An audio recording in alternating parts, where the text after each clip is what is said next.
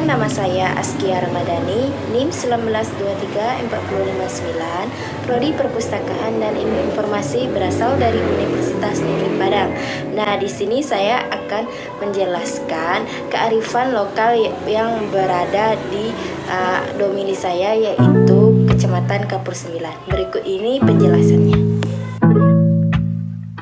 Nah, pada poin pembahasan di sini saya membahas 5 pembahasan. Yang pertama yaitu apa itu kearifan lokal, yang kedua yaitu narasumber, yang ketiga hasil wawancara, yang keempat identifikasi kearifan lokal yang berada di Kecamatan Kapur 9, yang kelima yaitu foto wawancara dengan narasumber. Nah, pada slide berikutnya yaitu apa itu kearifan lokal. Nah, di sini pasti kita sudah ketahui kan apa itu kearifan lokal. Kearifan lokal itu adalah pandangan hidup dan pengetahuan serta berbagai strategi kehidupan yang berwujud aktivitas yang dilakukan oleh masyarakat setempat. Pengetahuan ini untuk menjawab berbagai masalah dalam memenuhi kebutuhan masyarakat tersebut. Kita mengetahui apa itu kearifan lokal. Selanjutnya pada slide berikutnya yaitu narasumber. Nah, di sini saya mengambil 4 orang narasumber. Yang pertama yaitu Toberi Fonika. Toberi Fonika ini adalah masyarakat setempat yang berada di Kenegarian Sialang. Yang kedua yaitu Sesabila Nadia Putri. Dia seorang mahasiswa. Dia juga berasal di masyarakat sekitar yang berasal dari Negari Durian Tinggi. Yang ketiga yaitu Diki Friski yang berasal dari negari Meropaiti. Dia adalah pemandu wisata dari negari tersebut.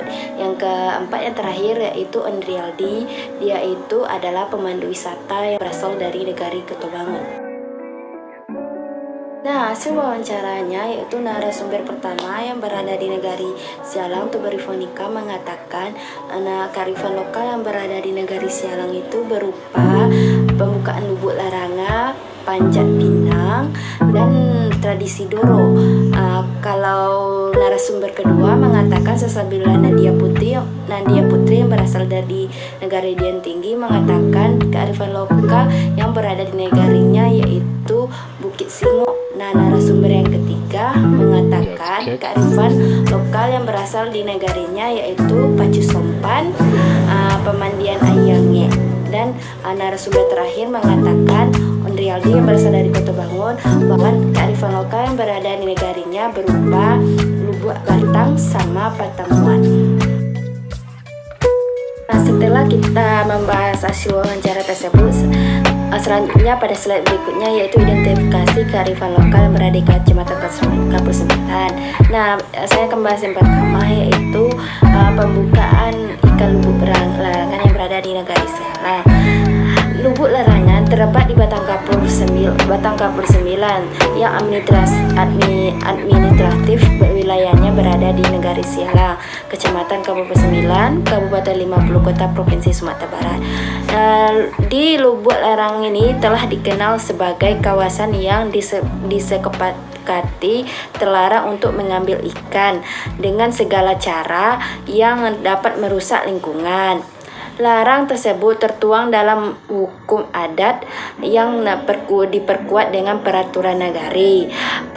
Pemanenan ikan dilakukan setahun sekali dengan kesepakatan antara pengelola negari tersebut. Biasanya pembukaan lubuk larangan ini pada musim kemarau atau menjelang Hari Raya Idul Fitri. Pembukaan atau pemanenan ikan lubuk larangan ini biasanya dilakukan dengan memasang pagar di sekitar kawasan untuk menempelkan jaring penangkapan ikan. Hanya diperbolehkan menggunakan alat tradisional supaya penangkapan dan ikan tidak memberikan dampak negatif terhadap lingkungan. Sedangkan ikan yang ditangkap minimal di atas 250 gram. Maksudnya ikan yang lebih kecil dapat kesempatan menjadi lebih besar dan bertelur. Pada beberapa lokasi lubuk larangan mencocokkan mengambil ikan dari lubuk larangan dimulai dengan memainkan musik tradisional seperti talempong dan canang. Masyarakat setempat juga menggunakan pakaian adat, yaitu baju taluk dan celana lebar yang serba hitam.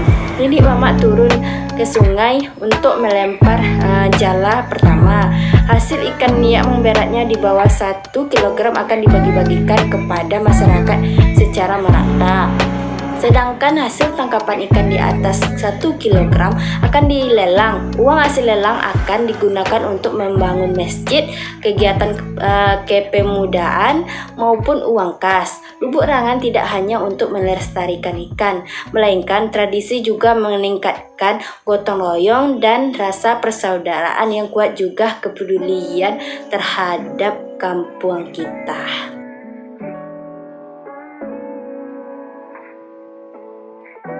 Kearifan lokal yang kedua yaitu panjat pinang atau menjalang nenek mama. Nah, Nagari Sialang menggelar acara menjalang nenek mama. Seluruh nenek mama, cadia pandai, bunda kandung, pemuda, serta seluruh masyarakat bergabung dalam meriahkan kegiatan ini. Acara ini dimulai dari arak irengan atau biasa disebut balak sepanjang kampung sampai nanti menuju rumah atau istana tempat acara dipusatkan. Sampai di rumah gadang atau istana, nanti istana yang didaulat sebagai tuan rumah, rombongan disambut dengan tari pasambahan dan sifat tradisi oleh Dubalang. Baru dilanjutkan dengan silaturahmi, saling sapa dan saling salam tangan dengan saling berucap permohon maaf.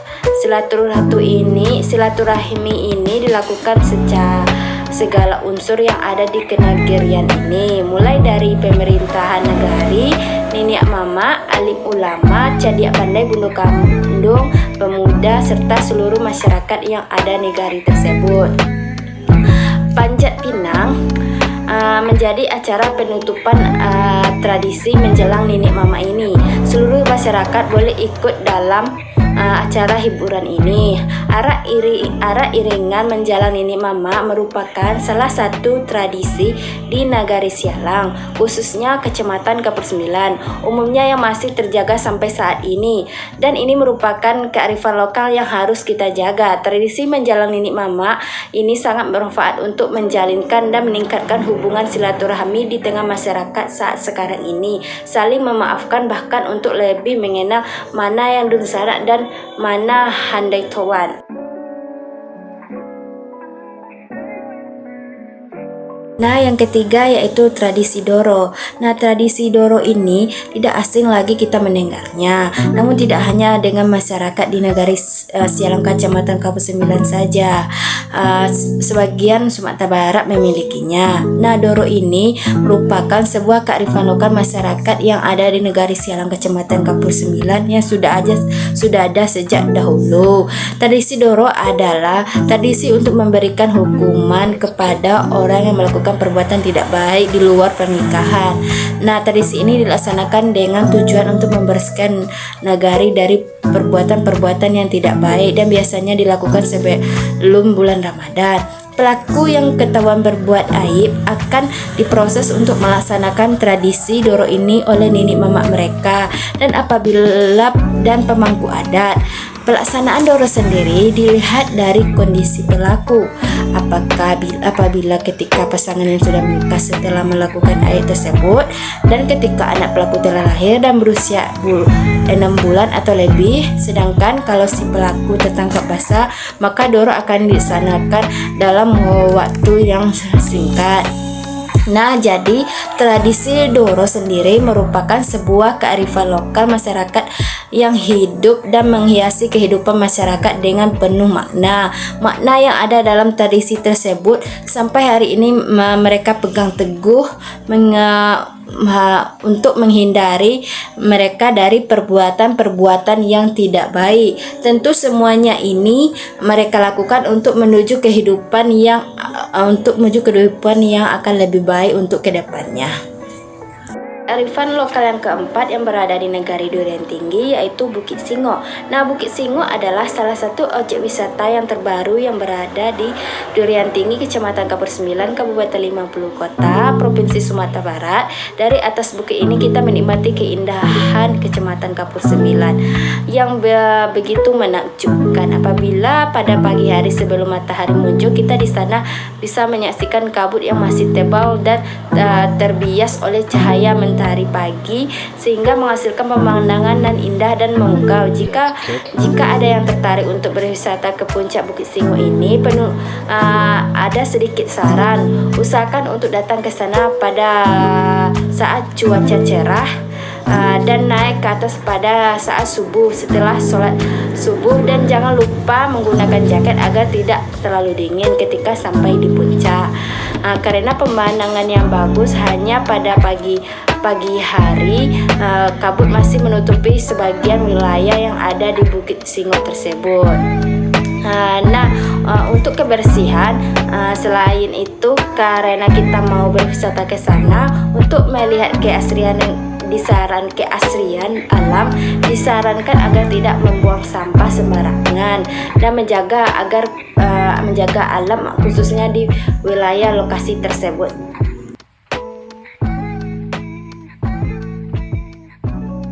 Nah, yang kelima yaitu kearifan lokal yang berada di negari Muaro Paiti, Kecamatan Kapur Sembilan, yaitu Pacu Sampan. Pacu Sampan atau Selacu Sampan ini dikenal oleh masyarakat Kapur Sembilan adalah salah satu kearifan lokal di Muaro Paiti, Kecamatan Kapur Sembilan.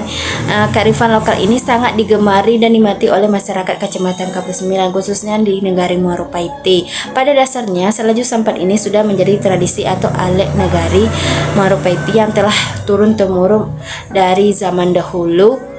Sejak negari Muaro Paiti ini ada. Negari Muaro Paiti ini dahulu bernama Desa Muarah Paiti dan pada saat sekarang bernama Negari Muaro Paiti. Selacu Sampan ini suatu kearifan lokal yang harus dipertahankan sampai saat ini karena acara atau olahraga Selaju Sampan ini sangat beda dengan olahraga pacu jalur yang yang mana olahraga Selaju Sampan ini hanya memiliki pendayung lebih banyak 10 orang. Untuk itu mari kita lestarikan kebudayaan dan kearifan lokal yang ada di negari Muaro Paiti ini, khususnya Kecamatan Kapur Sembilan. Maknanya Selaju Sampan ini untuk menumbuhkan kebersamaan dan kekompakan antar masyarakat di negari Muaro Paiti.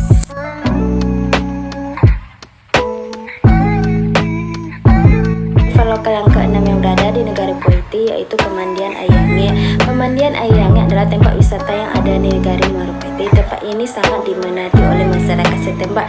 Orang-orang bergerombongan untuk datang ke sana untuk menikmati Ayange yang berada di Muaro Paiti ini. Tempat ini biasanya sering dikunjungi oleh orang-orang berkeluarga. Mereka menghabiskan waktu liburan mereka ke sana. Mereka memasak ke sana, merebus telur di tempat itu. Dan makna dari ini bisa menumbuhkan kekompakan, kebersamaan antar masyarakat dan menghangatkan keharmonisan hubungan di antara masyarakat tersebut.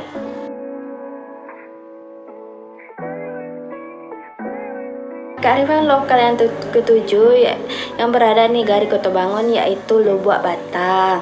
Di pelosok Kota Bangun, Jorong, Kabupaten 50 Kota, ada air terjun yang begitu indah yaitu Lubuk Batang. Nah, Lubuk Batang ini sering menjadi tempat adventure bagi orang-orang untuk melihat pemandangan air terjun. Untuk mencapai air terjun Lubuk Batang ini kita harus menempuh jarak sekitar 200 km dari Padang, Sumatera Barat atau 400 km dari Pekanbaru. Menurut salah satu blog traveling, jika kamu datang dari luar Sumbar atau Riau, maka lebih baik memilih jalur Pekanbaru. Perjuangan itu belum selesai. Dari Kota Bangun menuju Lubuk Batang, kamu bisa menyewa sepeda motor sebesar 50.000 per orang. Selanjutnya dari gerbang ke lokasi terjun harus berjalan kaki sejauh 4 km atau sekitar 2 jam. Nah, di Lubuk Batang ini kamu harus menyiapkan stamina ekstra untuk datang ke air terjun Lubuk Batang ini. Dari gerbang menuju lokasi hanya jalan setapak serta naik turun, sehingga kamu harus melewati perjalanan yang sangat begitu ekstrim. Tetapi setelah itu kita disuguhkan oleh pemandangan Lubuk Batang yang sangat indah. Nah, jangan membuang sampah sembarangan. Jika kamu membawa perbekalan, maka sisa sampah harus kamu bawa pulang. Dengan begitu, keindahan air terjun Lubuk Batang ini tetap terjaga kebersihannya. Nah, seperti gambar yang tertera di slide ini.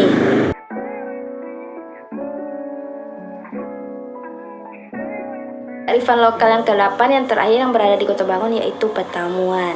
Nah, Petamuan menjadi tempat wisata dan pemandian bagi masyarakat Kapur 9, terutamanya negari Kota Bangun yang masih dijaga sampai saat sekarang ini, dan dinamakan Petamuan karena adanya pertemuan antara air sungai dan air danau, dan dinamakanlah Petamuan. Nah, Petamuan sangat dijaga kelestariannya. Banyak anak-anak dan remaja hingga dewasa pergi liburan ke sana untuk menikmati indahnya Petamuan. Nah, tempat ini dijaga dan dilestarikan sekarang, dan banyak pengunjung dari bahkan luar daerah mau ke sana. Nah, maknanya Petamuan menjadi objek wisata yang terjaga keindahannya. Nah, seperti gambar berikut ini.